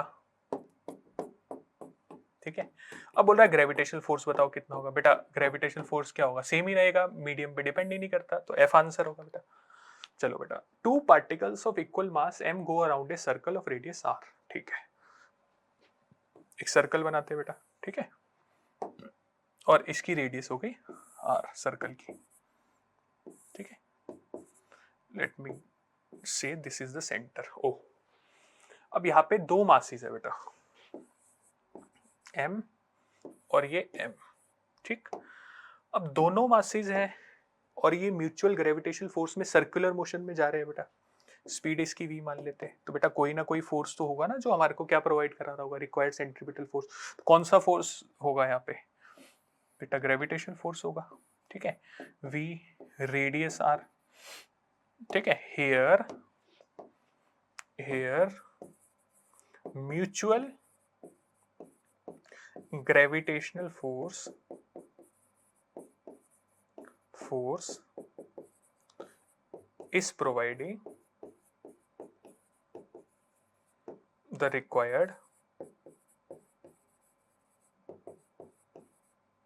centripetal force, ठीक है बेटा। चलो ग्रेविटेशनल फोर्स है कितना देखते हैं, जी एम बाय दोनों के बीच का डिस्टेंस क्या था बेटा, 2r का स्क्वायर, ठीक है। और हमारा सेंट्रीपिटल फोर्स कितना है बेटा, ये, तो m ने m को मार दिया, ये हो जाएगा बेटा G M by 4r square v square by r। ये आ जाएगा हमारे पास, r से r कटा तो v आ जाएगा हमारे पास root of G M by 4r, ठीक है। ये आंसर है बेटा हमारा, तो ये आंसर है, ठीक है। ध्यान रखना बेटा। अब इसमें एक चीज और है बेटा, क्योंकि ये नीट में आ चुका है तो अब नीट में दोबारा से क्या पूछ सकते हैं, दोबारा से ये पूछ सकते हैं बेटा 3 पॉइंट चार्जेस m m और m है, और तीनों इक्विलेटरल ट्रायंगल के वर्टाइसिस की तरह अरेंज है और म्यूचुअल ग्रेविटेशनल फोर्स में ये सर्कुलर पाथ में घूम रहे हैं। बेटा आप स्पीड बताओ क्या होगी, ठीक है। ये तुम्हारा बेटा होमवर्क है, कमेंट बॉक्स में आंसर डालना है, ठीक है। बोलो चीन टपा डम डम। आगे चलते बेटा, ठीक है। If the gravitation, very good problem बेटा, वेरी गुड प्रॉब्लम, ठीक है, वेरी गुड प्रॉब्लम। ऐसा नीट में आ सकता है बेटा। नीट में क्या आता है, नीट में PYQs आते हैं या फिर क्वेश्चंस ऐसे आते हैं जो डिराइव्ड फ्रॉम PYQs हो, जो PYQ आ चुका है उसी में थोड़ा बहुत डिफरेंस करके क्रिएट करके उसी कॉन्सेप्ट को लेके क्वेश्चंस आते हैं ज्यादातर, ठीक है। चलो बेटा आगे चलते हैं, देखते हैं इसको। If the gravitational force between two objects are proportional to 1/r, okay. तो कह रहा है कि ग्रेविटेशनल फोर्स जो r स्क्वायर के इनवर्सली प्रोपोर्शनल था, वो हम ऐसे नहीं मान रहे, हम उसको बोल रहे हैं कि r के प्रोपोर्शनल है। हमने कहा ठीक है चलो भाई मान लेते हैं कुछ कोई constant r, where r is the distance between them, then a particle in circular path under a such force would have its orbital speed proportional to।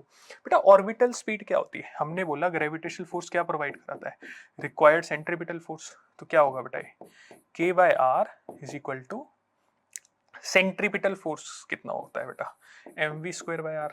r ने r को निपटा दिया, तो v क्या आ जाएगा बेटा, v square is k by m, v आ जाएगा root of k by m। यार इसमें तो r आ ही नहीं रहा, तो r पावर 0 के प्रोपोर्शनल होगा, यानी इंडिपेंडेंट ऑफ r होगा, बी आंसर है। बहुत बढ़िया, आगे चलते हैं बेटा।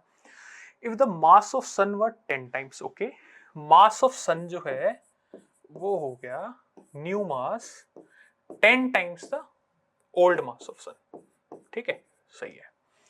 अब बोल रहा है कि यूनिवर्सल ग्रेविटेशनल कांस्टेंट भी g की न्यू वैल्यू हो गई 10 टाइम्स g, ठीक है।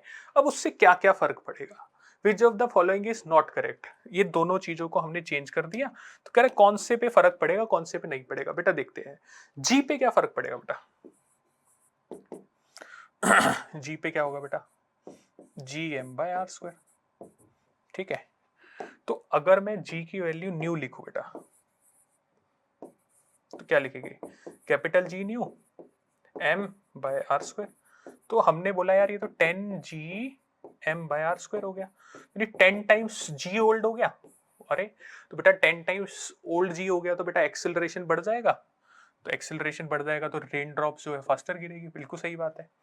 उसके बाद walking on the ground would be difficult, बिल्कुल डिफिकल्ट हो जाएगा बेटा, फ्रिक्शन की वैल्यू भी बढ़ जाएगी, ठीक है, और वेट भी बढ़ जाएगा हमारा, है ना। ग्राउंड पे चलना भी क्या हो जाएगा बेटा, डिफिकल्ट हो जाएगा। फ्रिक्शन जो है वो क्या होता है, म्यू एन, तो बेटा ये क्या होता है mg, तो ये भी बढ़ जाएगा 10 गुना, तो डिफिकल्टी हो जाएगी, ये भी सही है। Time period of simple pendulum on the earth would decrease, time period क्या होगा बेटा 2 pi root of l by g। तो g बेटा बढ़ गया है, ठीक है। जी बढ़ गया है तो time period inversely proportional to G है, तो जी बढ़ गया है तो टाइम पीरियड कम हो जाएगा। बिल्कुल सही बात है भाई, टाइम पीरियड इंक्रीज हो जाएगा, सॉरी डिक्रीज हो जाएगा, तो ये भी सही है। तो G on the earth will not change, बिल्कुल गलत बात है बेटा, जी तो चेंज होगा। तो आंसर हमारा, हमें बताना है बेटा, क्वेश्चन को ध्यान से पढ़ना है, हमें क्या पढ़ना है कि जो करेक्ट नहीं है वो बताना है। तो ये वाला हमारा सही आंसर होगा, ये करेक्ट नहीं है। ठीक है, नीट 2018 का क्वेश्चन है। ठीक है, इस कॉन्सेप्ट को बेटा ध्यान से सोचना है, वॉकिंग कैसे डिफिकल्ट हो जाएगी। ठीक है, तो हमारा बेटा वेट भी बढ़ जाएगा। ठीक है, फिर नॉर्मल फोर्स भी बढ़ जाएगा, फिर फ्रिक्शन भी बढ़ जाएगा, तो चलना थोड़ा सा डिफिकल्ट हो जाएगा। ठीक है बेटा, spherical planet has a mass mp and diameter dp, a particle of mass m falling freely near the surface of the planet. ठीक है, बिल्कुल सही है। This planet will experience an acceleration due to gravity equal to. ठीक है बेटा, acceleration due to gravity क्या होगा बेटा? देखो बेटा, एक्सेलरेशन ड्यू टू ग्रेविटी क्या होगा? G M P by are square. ठीक है, अब बेटा एक चीज देखते हैं हम लोग ना ध्यान से। स्फेरिकल प्लेनेट हैज ए मास, इसका मास इतना है, particle of mass M falling freely near the surface of planet. देखो बेटा, इस पे जो फोर्स लगेगा ऑब्जेक्ट पे और जो प्लेनेट पे होगा, फोर्स मैग्नीट्यूड में सेम होगा। ठीक है, एक्सेलरेशन ऑफ प्लेनेट क्या होगा बेटा? Force divided by mass of planet. ठीक है, एक्सेलरेशन ऑफ ऑब्जेक्ट क्या होगा? Force divided by mass of object. तो अगर हम फोर्स लिखे बेटा दोनों में, तो फोर्स को क्या लिखेंगे? G capital M mass of planet small M by, मैं बेटा आर स्क्वायर की जगह क्या लिखूंगा? डीपी स्क्वायर और 2 इधर। ठीक है, आर क्या होता है बेटा? Diameter by 2। ठीक है, तो अगर हम इसको लिखे बेटा एक्सेलरेशन ऑफ, अगर हमें प्लेनेट लिखना है तो हम मास ऑफ प्लेनेट से डिवाइड करेंगे तो कट जाएगा 2, सॉरी 2 नहीं 4 आएगा बेटा यहाँ पे। ठीक कर देते इसको, क्या आएगा? 4। ठीक है, 4 G M by DP square. ठीक है, और एक्सेलरेशन ऑफ ऑब्जेक्ट हो जाएगा 4 G M by G mass of planet by DP का स्क्वायर। तो हमें क्या बोला बेटा? Near the surface of this planet will experience an acceleration due to gravity. बेटा जो फ्रीली फॉलिंग ऑब्जेक्ट है वो कितना एक्सेलरेशन एक्सपीरियंस करेगा? तो बेटा वो एक्सेलरेशन ही एक्सपीरियंस करेगा। अगर हमारे से पूछते कि प्लेनेट का क्या एक्सेलरेशन है, तो बेटा हमारा आंसर होता है ये, तो ध्यान रखना बेटा। ठीक है, आगे चलते बेटा। Imagine a new planet having the same density as that of earth. तो अर्थ की डेंसिटी और प्लेनेट की डेंसिटी सेम है, बट 3 गुना बड़ा है। ठीक है, रेडियस ऑफ प्लेनेट जो है वो 3 टाइम्स रेडियस ऑफ अर्थ है। तो कह रहा जी की क्या वैल्यू होगी यार? जी का डेंसिटी में फॉर्मूला लिखा था हमने, G is equal to 4/3 pi rho R, यही था, इनटू कैपिटल जी। ठीक है, और बेटा हमने बोला कि जी न्यू इज इक्वल टू 4/3 पाई, नए प्लेनेट की रो कितना है बेटा? सेम है, अर्थ के बराबर ही है, रेडियस कितनी? 3 टाइम्स आ रही है, इंटू जी। ठीक है, तो बेटा ये क्या हो जाएगा? ये चीज पूरी हो जाएगी हमारी 3 टाइम्स स्मॉल जी। ठीक है, तो 3 टाइम्स जी हो जाएगा, ये आंसर है बेटा डी। आगे चलते हैं। The density of a newly discovered planet is twice that of Earth. किसी एक न्यूली डिस्कवर्ड प्लेनेट की जो डेंसिटी है वो 2 टाइम्स है अर्थ की। तो density of planet is 2 times density of earth. The acceleration due to gravity at the surface of planet is equal to that at the surface of Earth. तो acceleration due to gravity of the planet is equal to अर्थ पे जो है, ठीक है, उतना है planet का। ठीक है, और डेंसिटी बराबर है, कह रहा है कि the acceleration due to gravity is equal to that of surface of the earth. ठीक है, अब बेटा हम क्या लिखेंगे? 4/3 pi G rho P R P is equal to 4/3 pi G rho E R E. ठीक है, अब पहले काट देते जो कट रहा है, कट गया। Rho P density of planet 2 times density of earth है, R P is equal to rho E R E. तो हम लोग क्या बोलेंगे बेटा? ये कट जाएगा, तो R P radius of planet is radius of earth by 2। ठीक है, रेडियस ऑफ प्लेनेट है रेडियस ऑफ अर्थ बाय 2। आगे चलते हैं बेटा, ठीक है। Body weighs 72 newton on the surface of earth, what is the gravitational force on it at a height equal to half the radius of earth. बेटा देखो gravitational force क्या होता है, mg, मास तो सेम है, तो हम बोलेंगे F1 by F2 is equal to G1 by G2, ठीक है। F1 क्या दिया हमें 72 न्यूटन और G1 क्या दिया बेटा हमें, लेट से G दिया है, ठीक है। F2 कितना होगा, अगर हम G2 निकाल ले तो बेटा हम रेशियो का यूज करके निकाल सकते हैं, ठीक है। देखते हैं कैसे करेंगे। देखो बेटा at height equal to half the radius of earth, height कितनी दी है बेटा r/2, इस पे हमें g की वैल्यू निकालनी है। g एट हाइट, क्योंकि बेटा साइज कंपेयर, हाइट जो है वो बहुत छोटी नहीं है कैपिटल R से, तो हम अप्रोक्सीमेशन नहीं यूज कर सकते, लेकिन g r/r+h का होल स्क्वायर, ठीक है। अब बेटा क्या लिखेंगे इसको, g r कितना है बेटा हमारे पास, r जो है वो r ही है, मान लेते हैं r+r/2, ठीक है बेटा, इसका स्क्वायर, तो इसको हम लिखेंगे, सॉल्व करेंगे तो 3, ऊपर बेटा 2 चला जाएगा तो 4/9 इंटू जी, ठीक है। अब बेटा हम इसको सॉल्व कर लेते हैं, F1 by F2 is equal to G by G new. F1 क्या है बेटा 72 by F2 फाइंड करना है बेटा, ये G है, ये 4/9 है G, ठीक है। G से G कटा, F2 आ जाएगा बेटा 72 इंटू 4/9, ठीक है। 9 8 से कट जाएगा बेटा 32 न्यूटन, आंसर आ जाएगा, क्या आ जाएगा 32 न्यूटन, तो हमारा आंसर होगा बेटा 32 न्यूटन। आगे चलते हैं बेटा, a body weighs 200 newton on the surface of earth, how much weigh it will weigh half way down the centre of earth. बेटा सेंटर ऑफ अर्थ पे क्या होगा, देखो वही फॉर्मूला यूज करेंगे, F1 by F2 is equal to G by G dash. बेटा centre of earth पे अगर हमें G निकालना हो, sorry half way down to the centre of earth, ठीक है, मतलब नीचे की तरफ, सेंटर ऑफ अर्थ की तरफ आधा जाने पे, तो डेप्थ दे दी बेटा हमें r/2, ठीक है। तो g डैश हमें पता है क्या होता है, g 1 - t/r। इस फॉर्मूले में कोई अप्रोक्सीमेशन नहीं यूज होती बेटा, तो हम इसको डायरेक्टली यूज कर सकते हैं। तो d कितना दिया बेटा r/2, तो g 1 - r/2 r, तो ये हो जाएगा बेटा g/2, ठीक है। तो F1 क्या हो गया बेटा, F1 हो गया हमारे पास 200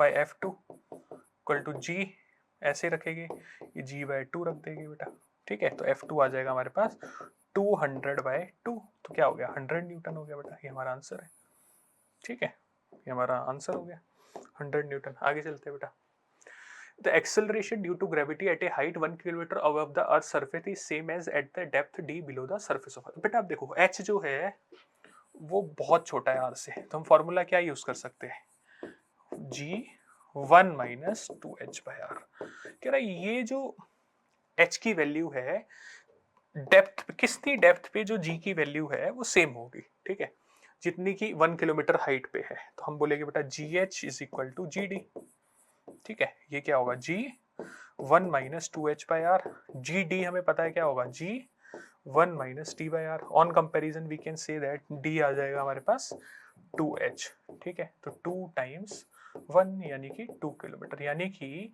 1 किलोमीटर हाइट पे जो g की वैल्यू होगी वही वैल्यू 1 किलोमीटर डेप्थ पे होगी, सॉरी 2 किलोमीटर डेप्थ पे होगी, तो आंसर आ गया बेटा 2 किलोमीटर। आगे चलते हैं, the height eight which the weight of the body becomes 1/16 its weight on the surface of earth, ठीक है बेटा। देखो वेट हो गया, वेट या ग्रेविटेशनल फोर्स mg होता है बेटा, अगर वेट 1/16 हो गया, मास तो चेंज नहीं होगा, तो जी भी क्या हो जाएगा 1/16, तो हाइट का फॉर्मूला यूज करेंगे बेटा, ठीक है। तो G H height is equal to G r/r+h का होल स्क्वायर, ठीक है। अब हमें पता है कि g की वैल्यू कितनी होगी बेटा 1/16 हो गई of g eight the surface, तभी तो वेट 1/16 होगा, ये यूज करेंगे बेटा, ठीक है। कटा, तो इंप्लाइज दैट r/r+h क्या हो जाएगा बेटा √1/16, तो क्या हो जाएगा 1/4, तो 4r is equal to r+h, तो h क्या हो जाएगा बेटा 3r हो जाएगा, तो हमारा आंसर है बेटा h is equal to 3r, ये हो गया।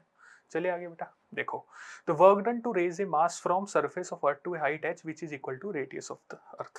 बेटा देखो यहाँ पे वर्क डन निकाल रहे हैं हम, तो ये हमें एज्यूम करना पड़ेगा कि वर्क डन जो निकाल रहे हैं हम लोग वो स्लोली ले जाने में निकाल रहे हैं। ठीक है, पहले हम देखते हैं कि कहां पे थे और कहां पे लेके जा रहे हैं। ठीक है, देखते हैं बेटा, ये हमारा मान लो आर रेडियस दी हुई है हमें, यहां पे था कोई मास m, initial position, this is final position. अब इसको हम कहा लेके जा रहे हैं बेटा, h हाइट पे लेके जा रहे हैं, तो हमें कितना वर्क डन करना पड़ेगा। ठीक है बेटा, पोटेंशियल एनर्जी इनिशियल क्या लिखेंगे, minus G capital M small m by are, ये हो गई यहाँ पे। अब बेटा हम आर ये हाइट पे और लेके जा रहे हैं। ठीक है, तो टोटल हाइट क्या हो जाएगी, टोटल सेंटर से डिस्टेंस कितना हो जाएगा 2r। तो बेटा हम क्या लिखेंगे, final potential energy minus G capital M small m by 2r। अब हमें पता है बेटा work done by external agent क्या लिखेंगे, final potential energy minus initial potential energy. ठीक है, तो work done by external agent final potential energy minus initial potential energy. Final potential energy कितनी है बेटा, minus G capital M small m by 2r minus में minus G capital M small m by r। ठीक है बेटा, minus करते हैं इसको, तो आ जाएगा minus G capital M small m by r plus G capital M small m by r। तो आंसर आ जाएगा हमारे पास this should be 2r, G M m by 2r। अब बेटा आंसर जो हमें देना है वो g की टर्म्स में देना है, स्मॉल g की टर्म्स में। ठीक है, जी एम बाय आर, इसको r से मल्टीप्लाई करते हैं बेटा, r से डिवाइड करते हैं इनटू स्मॉल m, और बाहर आएगा 1/2। बेटा G M by are square क्या हो जाएगा बेटा हमारे पास, स्मॉल जी एम आर, तो आंसर आएगा 1/2 mgr। ठीक है, देखो बेटा आंसर हमें दिया है 1/2 mgr, ये हमारा आंसर है। ठीक है, चलिए आगे बेटा, a particle of mass m is situated at the centre of spherical shell. Okay बेटा, जैसे जैसे बोल रहा है वैसे वैसे डायग्राम बना देते हैं। ये हमारा स्फेरिकल शेल है। ठीक है, इसका मास m है, रेडियस a है, और इसके सेंटर पे एक पार्टिकल भी दिया हुआ है बेटा हमें, है ना, सेम मास का। The magnitude of the gravitational potential at A point situated at a/2। कह रहा है एक पॉइंट है, यहां से दूसरे कलर से लेते बेटा, यहां से a/2 पे, इस पॉइंट पे क्या पोटेंशियल होगा बेटा, इस पॉइंट पे जो पोटेंशियल होगा, let's me call this point p point पे जो पोटेंशियल होगा वो शेल की वजह से भी होगा। ठीक है, प्लस पार्टिकल की वजह से भी होगा। सही है, अच्छा शेल की वजह से कितना होगा देखते हैं। शेल की वजह से होगा बेटा minus G capital M bye ए, अंदर का कांस्टेंट, और जो पार्टिकल होगा उसकी वजह से क्या होगा, जी कैपिटल M बाय a/2। तो कितना हो जाएगा बेटा, ये 2 ऊपर आ जाएगा, 2 और 1 3, माइनस 3 जी एम बाय ए, ये हमारा आंसर है बेटा। अब मैग्नीट्यूड पूछा है हमारे से, तो क्या हो जाएगा बेटा 3 जी एम बाय ए। आगे चलते हैं बेटा, the ratio of escape velocity at earth to the escape velocity of the planet whose radius and mean density are twice that of earth is. ठीक है, radius of planet is 2r, radius of earth. ठीक है, और क्या दिया बेटा हमें, density of planet is 2 rho. ठीक है, तो जब हम पहले बेटा एस्केप वेलोसिटी का फॉर्मूला लिखते हैं, क्या था बेटा, इसको हम √2gr लिख सकते हैं। ठीक है, अब बेटा g जो होता है उसको क्या लिखे हम, 2/4/3 pi g rho r into r। अब लिख सकते हैं बेटा कि escape speed is directly proportional to बेटा r और r का square, rho into r का स्क्वायर। ठीक है, ये हम यूज कर सकते हैं। ठीक है, अब हम बेटा इसको सॉल्व करते हैं। Escape speed of earth by escape speed of planet is equal to root of density of earth by density of planet, radius of earth का square by radius of earth, radius of planet का square. बेटा उसने क्या बोला, दोनों double है। ठीक है, देखते हैं बेटा, आर ई स्क्वायर बाय 2 रो ई, और ये क्या हो जाएगा बेटा हमारे पास 2re का स्क्वायर यानी 4re स्क्वायर। ठीक है, आंसर आएगा बेटा 1/√8, तो 1/2√2 हमारा आंसर होगा, 1/2√2, ये तो हमारा आंसर है बेटा डी। आगे चलते हैं। A particle of mass m is kept at a rest at height 3r from the surface of earth। देखते हैं बेटा, ये अर्थ है, ठीक है। अब ये बोल रहा है कि एक पार्टिकल है जो 3r हाइट पे पड़ा है बेटा। The minimum speed with which it should be projected so that it does not return back। मतलब हम कितनी मिनिमम स्पीड से इसको फेंके कि वापस ना आए बेटा। देखो हमने क्या बोला, energy conservation, kinetic energy initial plus potential energy initial is equal to kinetic energy final plus potential energy final, ठीक है। अब बेटा यहाँ पे एक शब्द लिखा है मिनिमम स्पीड, इसका मतलब इंटरस्टेलर स्पेस में जाके वेलोसिटी क्या हो जाए बेटा उसकी 0। तो काइनेटिक एनर्जी इनिशियल क्या लेंगे, मान लेते हैं हमने इसको v स्पीड से फेंका, तो हाफ mv², ये v ही निकालना है हमें, ठीक है। और इनिशियल एनर्जी क्या होगी बेटा, -g capital M small m by, यहाँ पे बच्चे गलती करते हैं बेटा, r + 3r, क्या लेंगे हम 4r। और फाइनल क्या होगी बेटा, काइनेटिक तो 0 जस्ट पहुंच जा, पोटेंशियल तो 0 क्योंकि इंटरस्टेलर स्पेस में है। तो हम लोग क्या लिखेंगे बेटा, half mv² is equal to g capital M small m by 4r, ठीक है बेटा। m से m कटा, 2 से 2 कटा, तो आंसर आएगा बेटा √gm/2r। इस स्पीड से अगर हम फेंकेंगे तो वो हमारे पास वापस नहीं आएगा, यानी कि बिल्कुल बाहर चला जाएगा। तो आंसर कौन सा मैच हो रहा है बेटा, ए आंसर मैच हो रहा है। आगे चलते हैं। The earth is assumed to be sphere of radius r, a platform is arrange at a height r from the surface of earth. Okay, ये कह रहा है कि अर्थ जो है उसको हमने एक स्फीयर मान लिया, ठीक है।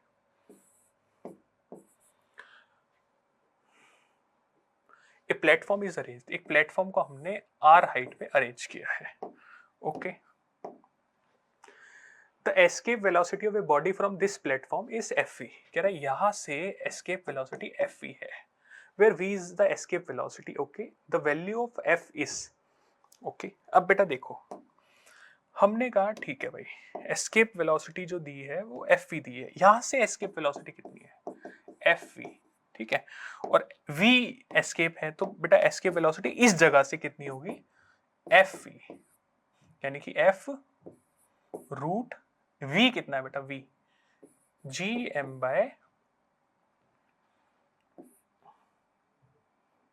gm/, हमारे पास होता है, ये होगा 2gm/r, ठीक है।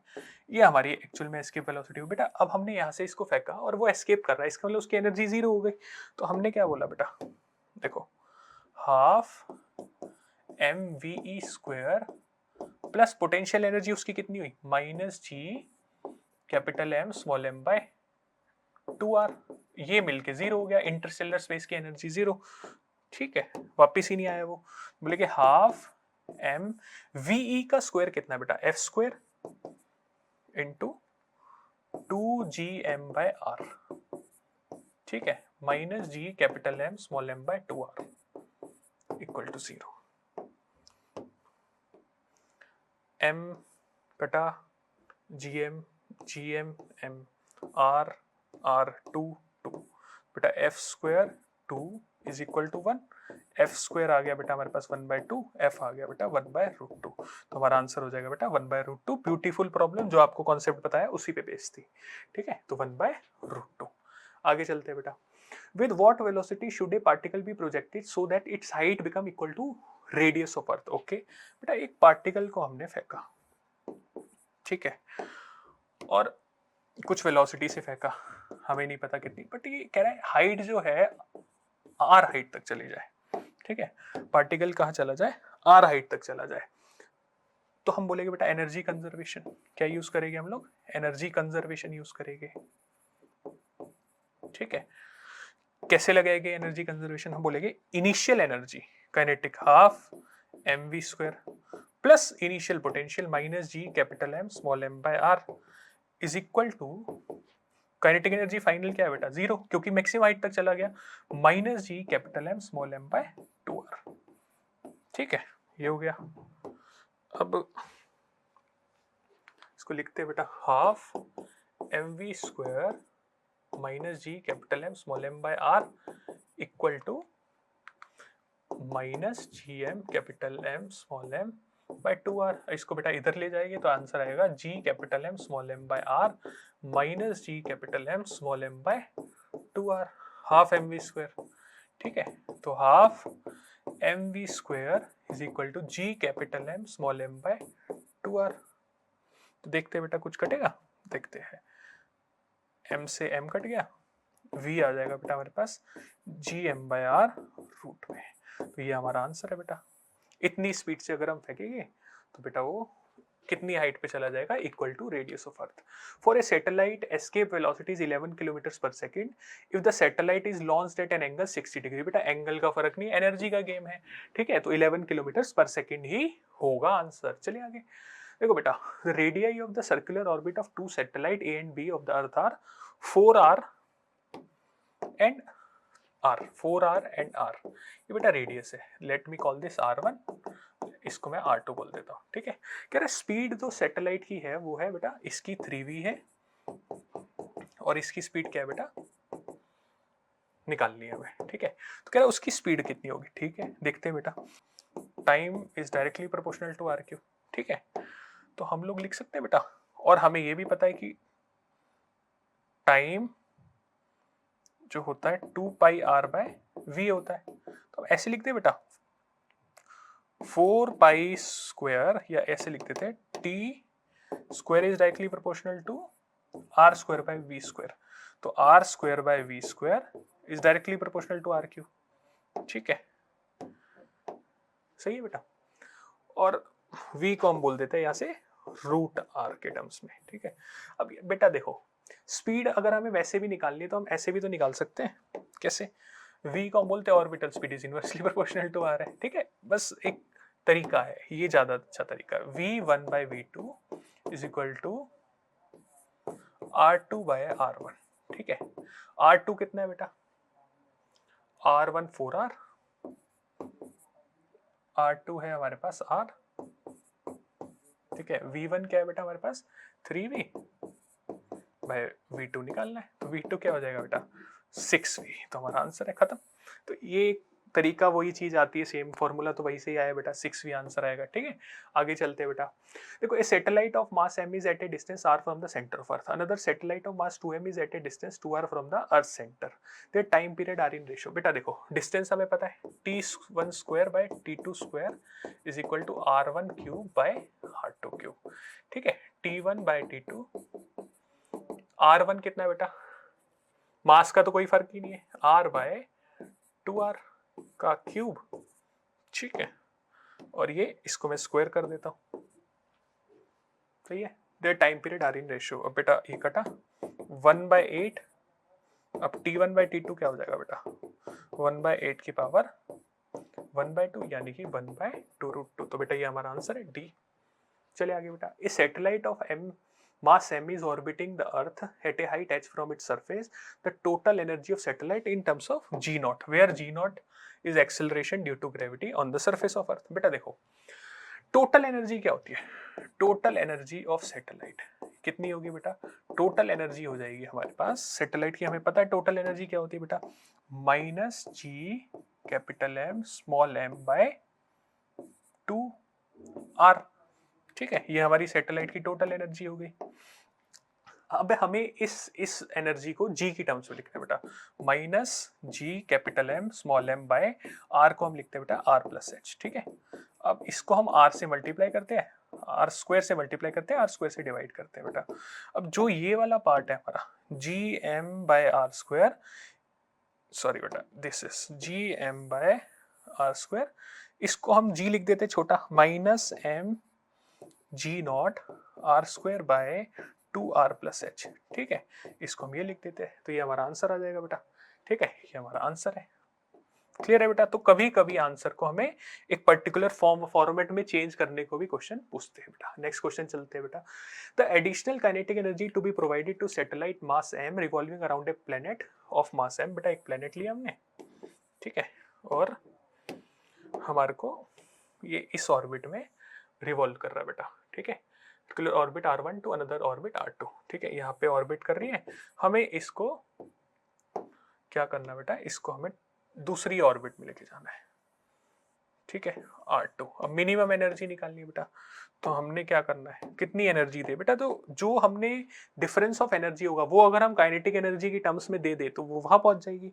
तो हमें बेटा क्या लिखना है बेटा, हम लिखेंगे टोटल एनर्जी इनिशियल सैटेलाइट की क्या होती है बेटा, minus G capital M small M by 2r1। ठीक है, जो फाइनल ऑर्बिट में जा रही है वो किस में है, minus G capital M small M by 2r2। अपने को क्या करना है बेटा, हमें difference of energy as a kinetic energy देना है रिक्वायर्ड। तो कितना हो जाएगा बेटा, total energy final minus total energy initial. तो क्या लिखेंगे बेटा,